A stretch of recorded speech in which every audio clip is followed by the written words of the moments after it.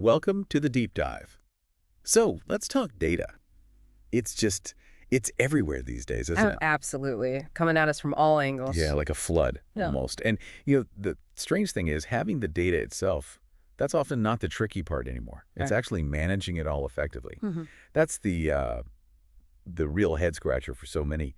Imagine like a company just drowning in sales figures, customer notes, inventory stuff, and their team spending all their time just trying to keep up, not actually using the info. Exactly. Just wrangling it. Which brings us perfectly to our topic today, data automation. So what exactly is it? And maybe more importantly, how do we get it right?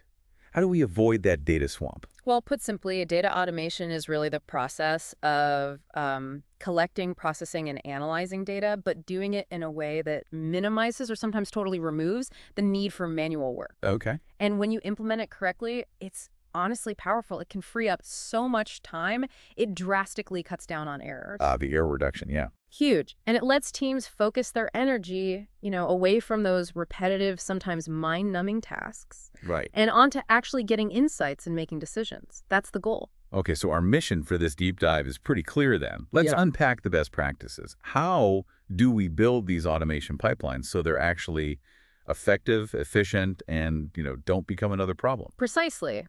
And the first thing, absolutely the first place to start, is defining very clear objectives and, crucially, ensuring data quality right from the get-go. Okay, objectives first. Yeah, because automating just for the sake of it, that's usually not helpful. Every single process you automate needs a clear why. Like what? Give me an example. Well, are you trying to cut processing time in half? So Mhm. maybe ensure data looks the same across different departments. Or perhaps you need real-time reports for making quick decisions. Got it. Understanding that purpose, that why, it dictates how you build the automation. And, sometimes the mistake isn't forgetting objectives, but making them too narrow, missing the bigger picture. That makes me think of that old saying, garbage in, garbage out. Exactly. That applies so much here. But I wonder, aiming for perfect data quality, can that sometimes actually hold you back? Is there a point where maybe good enough is better to just get started?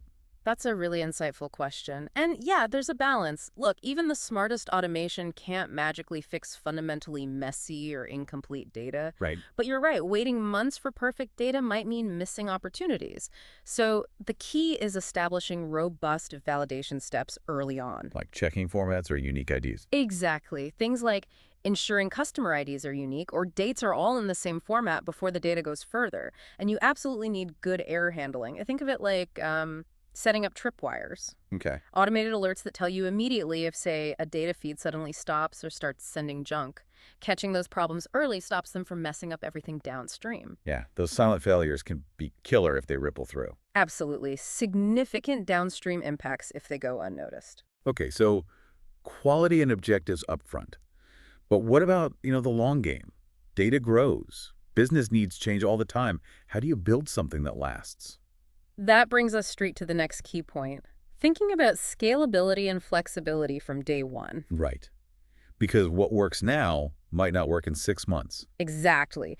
Data volumes often explode, business needs evolve. If your system is too rigid, it just becomes a bottleneck. It creates more work down the line. So you need to design it to adapt. Yes, design workflows with adaptability baked in. You want to be able to make changes, add new sources, expand capabilities without having to tear everything down and start over. Okay, so build it smart, build it flexible. Are we done then? Can we just, set it and forget it? My gut says probably not. Your gut is absolutely right. That's a common misconception and honestly a recipe for problems. Knew it. Automation is definitely not a set it and forget it solution. This leads to a really critical point. You need ongoing monitoring. Okay, so watching it run. Yes, regularly auditing workflows, making sure they're actually doing what you expect them to do, and setting up smart alerting for any anomalies. Not just alerts that become noise. Exactly, actionable alerts. Because automation failures can be subtle. They can go unnoticed for a while, silently causing issues downstream until something big breaks. Okay, constant vigilance. Mhm. So what's the last piece then? The thing that sort of ties it all together for a really solid system? I'd say that's predictability and dependability. A truly great automation process isn't just fast, it's reliable. You can count on it. Predictable. How so? You should be able to reasonably anticipate where things might go wrong, because things always do, eventually, and have a plan ready to address it quickly. Ah, like having a recovery plan baked in. Exactly. The more predictable your automation behaves, even when errors occur, the easier it is to troubleshoot, to fix, and to refine over time. You build trust in the system. Makes sense. You need to trust it's doing the job right. Absolutely. And look, when you do get it right, when data automation is implemented thoughtfully, it really is a game changer. It saves time, slashes errors, and lets people focus on the valuable stuff, understanding the data and taking action. It frees up human potential. So going back to that company we imagined, Apex Analytics, drowning in data, the path out is clear. It is. Define those sharp objectives. Nail the data quality early, build for scale and change, keep a close eye on it through monitoring, and design for predictability. Those are the pillars. Absolutely. It's really about taking that pause, thinking it through before you dive in, right? Setting yourself up for success that lasts, not just a quick Band-Aid. Couldn't have said it better myself. So maybe a question for everyone listening. How could you apply some of these ideas, clear goals, quality checks, planning ahead, to how you handle information or processes maybe in your own job or even just daily life? Interesting thought. We genuinely love to hear your thoughts and maybe some suggestions in the comment section. Let us know what you think. Yeah, definitely share your ideas. And if you found this deep dive helpful, maybe learned something useful, please do give it a like. It really helps us out. And make sure you subscribe to the deep dive for more quick insights into complex topics like this one. Don't forget the notification bell. Oh, right. Hit that notification bell so you don't miss our next session.